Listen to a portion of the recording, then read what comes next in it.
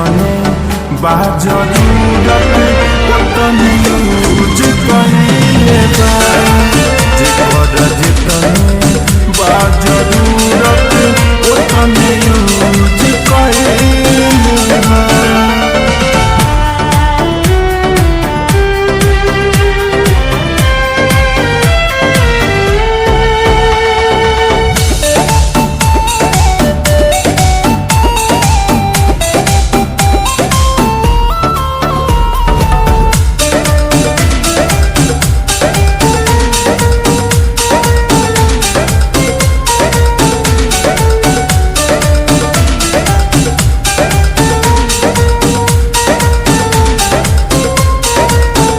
जब यापन नयापन भइल दोसरा से का उम्मीद करी। रहे भरम तू ना छोड़बू दोस्त से अपना जीद करी।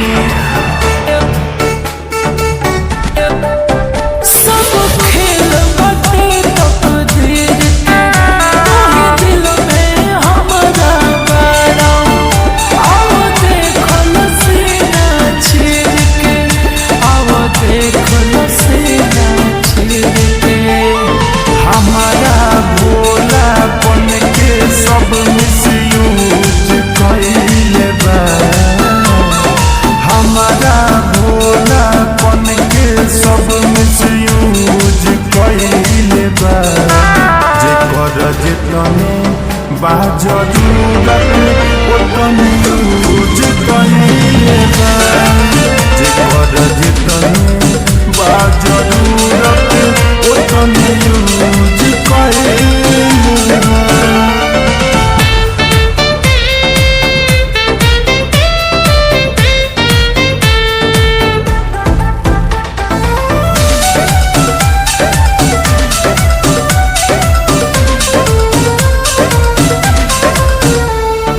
मतलब के दुनिया में ना प्यार के कदर बाटे। सब झूठ भरे बुआ लूट के ओढ़ले चदर बाटे।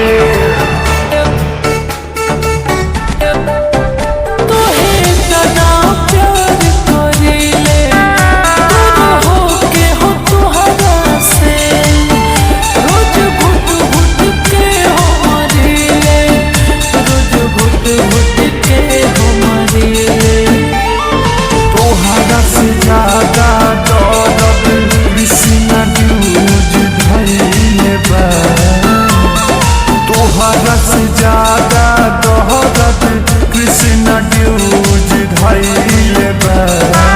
जेकर जितने बा जरूरत उतने यूज कइले बा। जेकर जितने